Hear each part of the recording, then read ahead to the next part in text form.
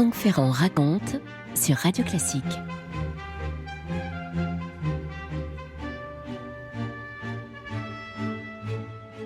François-René de Chateaubriand n'est pas seulement le père du romantisme français, il a aussi un peu tâté de la politique et prétendu faire œuvre de diplomate. Et nous le retrouvons le 18 octobre 1822 à Vérone, un cadre bien romantique au demeurant, avec les arènes romaines, le balcon de la maison où Roméo serait venu conter son amour à Juliette, évidemment.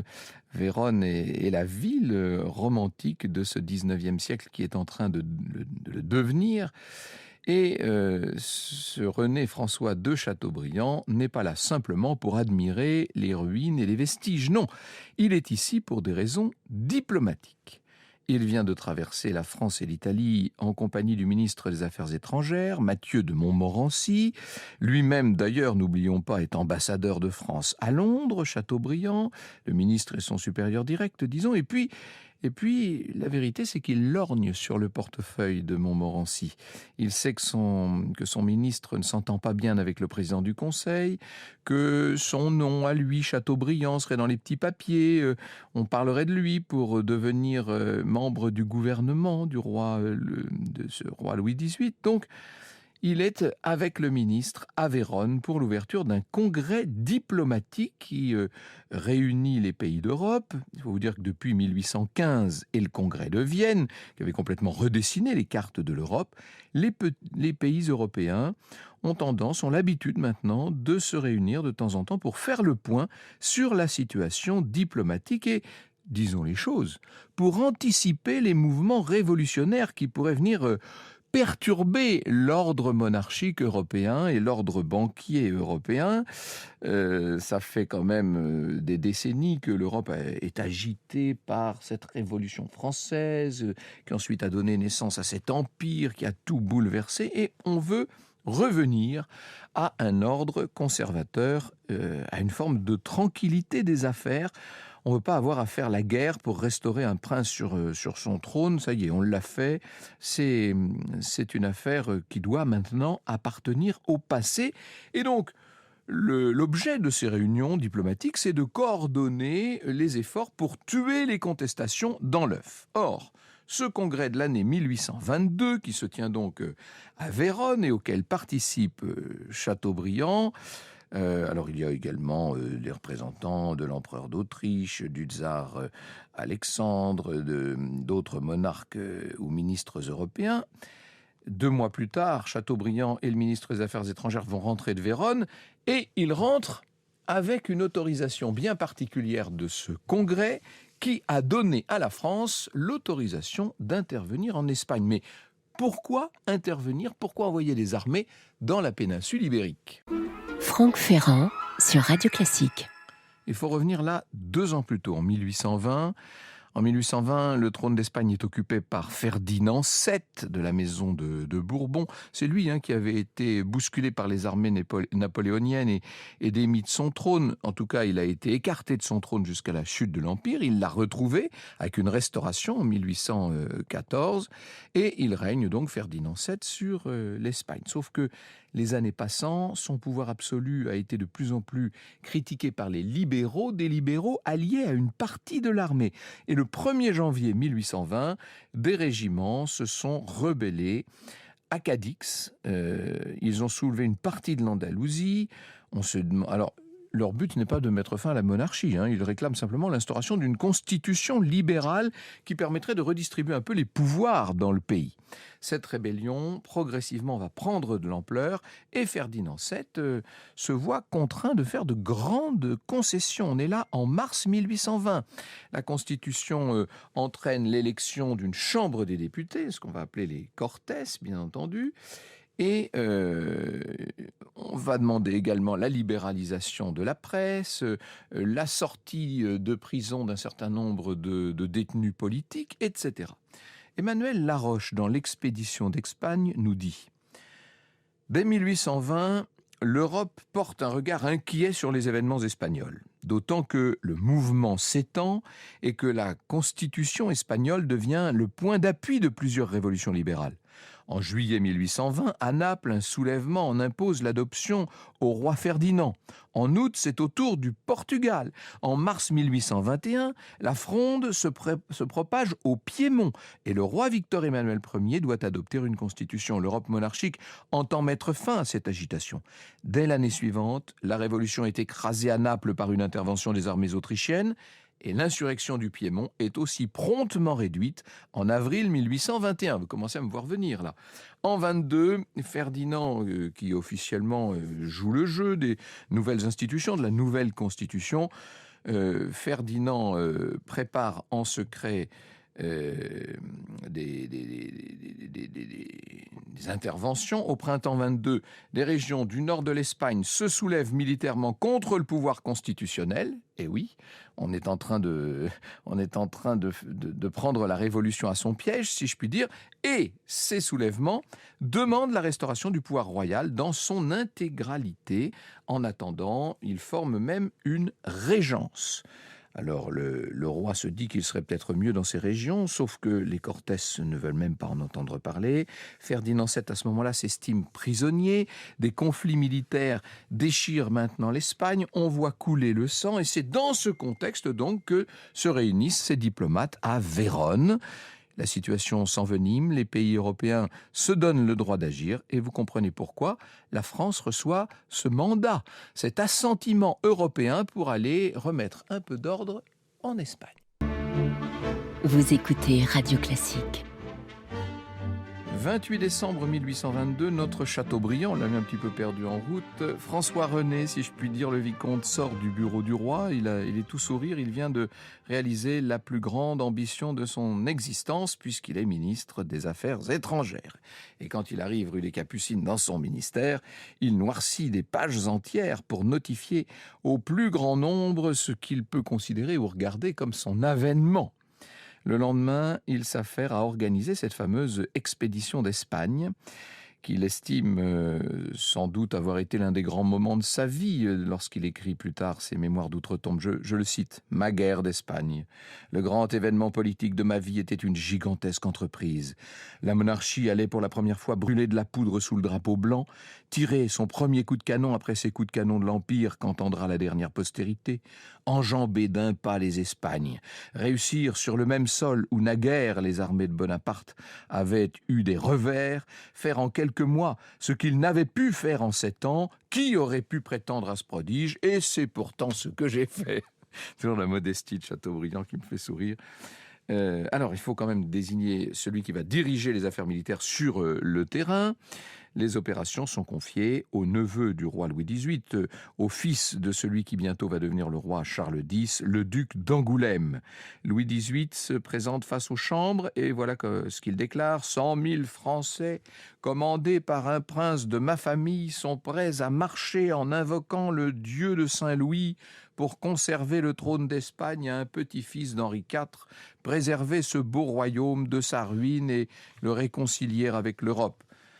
À la mi-avril 1823, il y a donc mi-avril 23, là on est vraiment 2 siècles en arrière, les troupes françaises pénètrent sur le territoire espagnol. Et comme Louis XVIII le précise dans son fameux discours, ce sont 100 000 soldats qui traversent la Bidassoa, les 100 000 fils de Saint-Louis, a dit le roi. Très gros enjeu dans cette guerre pour l'armée française, vous voyez. Déjà, comme le précise Chateaubriand, c'est le premier acte militaire de la France depuis la chute de l'Empire. La monarchie doit prouver qu'elle sait combattre et renouer avec la victoire et faire mieux d'une certaine manière que ce qu'avait fait Napoléon. Et il ne faut pas répéter les erreurs qu'avait commises l'empereur en Espagne. Il avait été complètement englué dans la fameuse guérilla, vous savez. Le duc d'Angoulême s'adresse à ses troupes. « Soldats, la confiance du roi m'a placé à votre tête pour remplir la plus noble mission. Ce n'est point l'esprit de conquête qui nous fait prendre les armes. Un motif plus généreux nous anime. Nous allons replacer un roi sur son trône, réconcilier son peuple avec lui et rétablir dans un pays en proie à l'anarchie l'ordre nécessaire au bonheur et à la sûreté des 2 États. Soldats, vous respecterez et ferez respecter la religion, les lois et les propriétés, et vous me rendrez facile l'accomplissement du devoir qui m'est imposé de maintenir ces lois de la plus exacte discipline. » Et les premières semaines, quand l'armée française avance dans tout le nord du pays, elle n'a même pas besoin de tirer un coup de feu. Ce sont les provinces qui sont fidèles au roi. Donc jusque-là, ça se passe plutôt bien. À Madrid, évidemment, on ne voit pas les choses de la même façon. Les Cortés se sont enfuis, ils se sont installés, la chambre s'est installée à Cadix, avec le roi Ferdinand qui est là. De son côté, l'armée française progresse rapidement. La ville de Madrid est déclarée ville ouverte et le 23 mai, le duc d'Angoulême y fait une entrée triomphale. Jusqu'ici, l'expédition ressemble un petit peu à une promenade de santé. Ce qui va devenir difficile maintenant, c'est d'aller conquérir le sud. Le sud fidèle aux Cortés, le sud jaloux de son indépendance, qui considère en quelque sorte qu'il détient le roi. Autant dire que pour les Français, le plus dur reste à venir. Franck Ferrand sur Radio Classique. Je cite Ghislain de Diesbach. Après cette promenade militaire, les ennuis commencent. Honnête et même scrupuleux, le duc d'Angoulême est scandalisé de voir les royalistes espagnols se livrer à une sanglante répression vis-à-vis des défenseurs des Cortés. Le duc, croyant bien faire, le prince devrait-on dire, et dicte une ordonnance interdisant les arrestations arbitraires et autres conséquences de l'esprit de vengeance. Les populations ne comprennent pas les sentiments du généralissime et voient dans sa décision une atteinte à leurs droits. Lors d'un conseil, Chateaubriand inspire les termes d'une dépêche au duc d'Angoulême pour lui demander de restreindre la portée de cette ordonnance afin de ménager les susceptibilités nationales, et le prince en voudra toujours à Chateaubriand d'avoir ainsi contrecarré son dessein généreux. Eh oui, c'est toujours ces tirages entre les commandants sur le terrain et ceux qui, dans les bureaux parisiens, les dirigent. À la fin du mois de juin, les Français entreprennent le siège de Cadix, dans laquelle se sont réfugiés donc les Cortés, avec Ferdinand VII. La ville est réputée imprenable.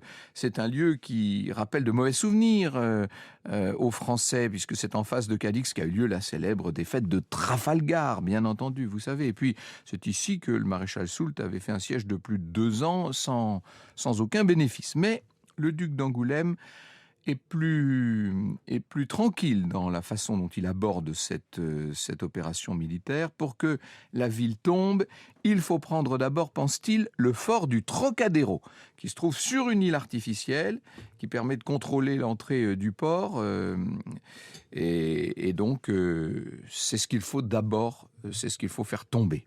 Le soir du 30 août 1823, les Français creusent des tranchées, prévoient de passer le canal à pied à marée basse et pour faire diversion, quand le jour se lève, le 31 août, ils se mettent à canonner le fort. Et ça fonctionne. Les Français parviennent à entrer dans le fort, à se saisir des batteries. C'est quand même un combat à la baïonnette. Et rapidement, en tout cas, la garnison espagnole est obligée de rendre les armes. À 9h du matin, ce 31 août 1823, le fort du Trocadéro est pris. C'en est fini de la résistance de Cadix. Il ne va plus pouvoir de toute façon y avoir d'aide venue de l'extérieur. Désormais, il faut mener le siège. C'est la dernière résistance dans le pays. Et n'oubliez pas que dans la ville se trouve toujours le roi Ferdinand VII. Franck Ferrand sur Radio Classique. Jean-Baptiste Galen, qui a préparé cette émission, est très louangeur à propos de la biographie du duc d'Angoulême par François de Coustin, qu'il cite. « Devant Cadix, les escarmouches et bombardements se succédèrent de part et d'autre, non sans risque, puisque le 28 septembre, alors qu'Angoulême visite les travaux militaires sur la ligne d'attaque contre l'île de Léon, une boîte de mitraille lancée de la rive ennemie tombe tout près du duc qui en a été couvert de terre. Le général Béthisy s'écriera « Monseigneur, si votre Altesse eût été atteinte, je serais mort en bonne compagnie », répondit le prince avec le plus grand sang-froid, et il continua sa visite au milieu des acclamations de l'armée. Racontant l'anecdote dans ses mémoires d'outre-tombe, Chateaubriand ajoute « Pourquoi ce boulet le manqua-t-il » Quelques jours plus tard, les Cortés entament des pourparlers avec les Français. On va négocier la libération du roi. Et le 1er octobre, il y a cette petite chaloupe qui quitte le port de Cadix et qui passe la digue de la ville pour se rendre à Port-Saint-Marie pour attendre le duc d'Angoulême. On raconte que le roi Ferdinand VII à remercier les Français d'un peu loin, quelques mots seulement, ce qui a beaucoup choqué les contemporains. Le duc d'Angoulême a écrit au président du Conseil en France pour lui témoigner de sa crainte de voir la vengeance prendre une place considérable en Espagne. Mais la mission des Français est terminée. Ferdinand VII peut rentrer dans son Escurial et se saisir de nouveau de la plénitude de ses pouvoirs. Les unités militaires françaises resteront en Espagne jusqu'en 1828, ce qu'on a parfois tendance à oublier, pour soutenir cette restauration monarchique espagnole. Angoulême est donc en train de rentrer en France et son arrivée à Paris est prévue le 2 décembre 1823. On n'a pas choisi la date par hasard, bien sûr, c'est la date du sacre de Napoléon en 1804 et celle d'Austerlitz l'année d'après. Grande cérémonie, toute la famille royale est là pour célébrer le succès d'un des siens dans cette entreprise de rétablissement d'un Bourbon sur son trône, même si on a l'impression que le Bourbon ne s'est pas laissé rétablir de très bonne grâce. Alors il y a quand même une personne qui n'est pas de la fête, c'est Chateaubriand, qui apprécie de moins en moins le président du Conseil. Le grand écrivain sera remercié le 6 juin 1824, juste après cette victoire de l'expédition d'Espagne. Chateaubriand en voudra éternellement au roi et à son gouvernement. Il considère qu'il a été renvoyé comme si j'avais volé la montre du roi sur la cheminée. Mais il écrit à un de ses amis « Les blessures qu'on me fait ne se ferment jamais ». Vous écoutez Radio Classique.